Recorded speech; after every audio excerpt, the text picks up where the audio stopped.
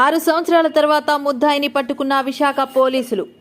ఒరిస్సా రాష్ట్రంలో కరడుగట్టిన గ్రామంలో ముద్దాయి నివాసి. మల్కాపురం పోలీస్ స్టేషన్ పరిధి ఓ కర్మాగారంలో అన్లోడ్ చేస్తుండగా పెద్ద మొత్తంలో గంజాయి పట్టుబడింది. ఆ సమయంలో ముద్దాయి పోలీసులకు దొరకకుండా ఉడాయించండి. సిటీ పోలీస్ కమిషనర్ శంకరబత్తబాక్షి గంజాయి పాత కేసుల రివ్యూలో భాగంగా ఈ ఘటనపై మల్కాపురం సీఐ గొలగాని అప్పారావు ఛాలెంజ్గా తీసుకుని సాంకేతిక సహాయంతో ముద్దాయిని శనివారం పట్టుకున్నారు. కేసు వివరాలు పత్రికా సమావేశంలో ఆయన వివరించారు. విజువల్స్ లో చూడగలరు. నమస్కారం అండి, నా పేరు గొలగాని అప్పారావు, సిఐ మల్కాపురం ఉంది. ఈరోజు ఈ ప్రెస్ మీట్ కండక్ట్ చేయడానికి మెయిన్ ఉద్దేశం ఏంటంటే, మల్కాపురం పోలీస్ స్టేషన్ పరిధిలో 2020 సంవత్సరంలో అంటే కరోనా టైంలో ఫిబ్రవరి 13 మన కోరమండల్ కంపెనీ ఏదైతే ఉందో ఆ కంపెనీలో ఒక లారీ 50 కేజీల 200 గ్రాములు గంజాయితో పట్టుబడడం జరిగింది. అయితే ఆ లారీ పట్టుబడిన తర్వాత ఆ డ్రైవరు ఆ కోరమండలంలో చెక్ చేస్తుండగా పట్టుకున్న డ్రైవరు పోలీసులకు ఇన్ఫార్మ్ చేయడంతో అక్కడ నుండి పారిపోవడం జరిగింది. పారిపోయి ఇప్పటి వరకు దొరకలేదు. 2020 అంటే ఇప్పటికీ 2020 ఫిబ్రవరి నుండి ఇప్పటికి దాదాపు 6వ సంవత్సరం కావస్తుంది. అయితే పోలీసులు ఎన్ని ప్రయత్నాలు చేసినా ఆయన మనకి దొరకటం లేదు అప్పటి నుండి.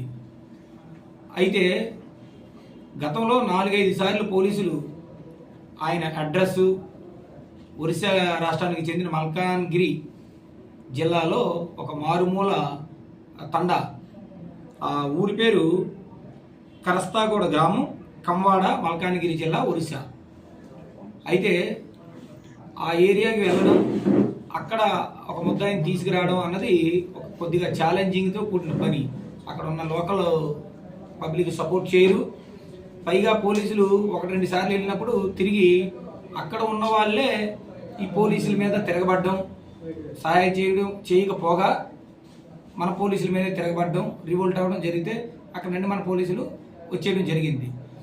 అయితే ఈ కేసు జరిగి ఇప్పటికి 6 సంవత్సరాలు కావడంతో మన విశాఖపట్నం సిపి గారు ఈ గంజాయి కేసుల గురించి రివ్యూ చేసేటప్పుడు ఎట్టి పరిస్థితుల్లో ఈ ముద్దాయిని పట్టుకోవాల్సిందే అని చెప్పడంతో మేము మాకున్న సాధక బాధలు చెప్పడం జరిగింది.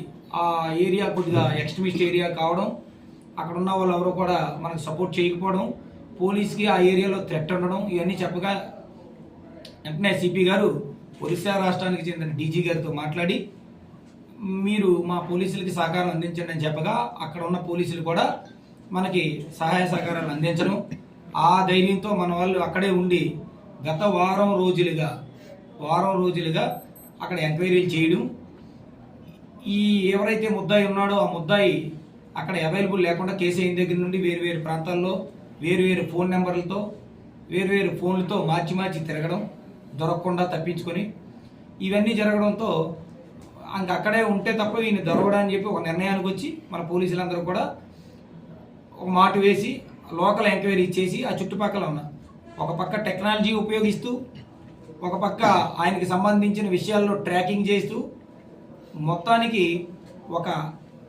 కొంత సమాచారం ఆయన గురించి సేకరించి పోలీసులు ఆయన వివరాలు వాళ్ళ ఇంటి దగ్గర ఉన్న మెంబర్ నుండి కూడా సేకరించడంతో ఇంటి దగ్గర ఉన్న మెంబర్స్ ఆయనకి సమాచారం అందించడం జరిగింది. నీకోసం పోలీసులు వచ్చారు, ఆంధ్ర నుండి నిన్ను పట్టుకోవడానికి వచ్చారు, ఏ సమయంలో అయినా నిన్ను పట్టుకుంటారని. ఈయన తప్పించుకోవడానికి దాని నుండి సంప్రదించి నేను పోలీసులు ఎలా తిరుగుతున్నారు, మరి నేను ఎలా బయటపడాలని చెప్తే, మీకు ఆంధ్రాలో కేసు కాబట్టి ఇక్కడ బెయిల్ తీసుకోవడానికి అవ్వదు, ఆ ఏరియాలోనే మల్కాపురంలో కేసు జరిగింది కాబట్టి మీరు గాజువాక ఏరియాలోనే ఎవరో ఒక మంచి లాయర్ని నేను కూడా చెప్తాను, మీరు గాజువాక వెళ్ళండి అని చెప్తే గాజువాక పరిసరాలకు రావడం, మనకున్న సాంకేతిక పరిజ్ఞానంతో ఈయన మూమెంట్స్ అన్నీ కూడా ట్రాకింగ్ చేయడం, ఈయన ఈ చుట్టుపక్కలకు వచ్చిన వెంటనే ఆ ఫోన్ కాల్ చేసేటప్పుడు మనకున్న సిగ్నల్స్ ఆధారంగా, మనకున్న ఇన్ఫర్మేషన్ సిస్టమ్ ఆధారంగా దాన్ని ట్రాకింగ్ చేసి ఈయన చాకచక్యంగా ఈరోజు పట్టుకోవడం జరిగింది. అందువల్ల నేరం చేసిన వాడు ఎవడైనా సరే ఎట్టి పరిస్థితిలో చట్టం ముందు తప్పించుకోలేడు. ఎన్ని సంవత్సరాలైనా సరే ఆయన చట్టం ముందు తప్పించుకోలేడనే ఉద్దేశంతో ఆయన ప్రజలకు తెలియజెప్పడానికి, ఒక సమాజానికి ఒక సందేశం ఇవ్వడానికి ఈరోజు మిమ్మల్ని పిలిచి మీ ముందు ముద్దాయిని ప్రవేశపెట్టడం జరుగుతుంది. Thank you very much.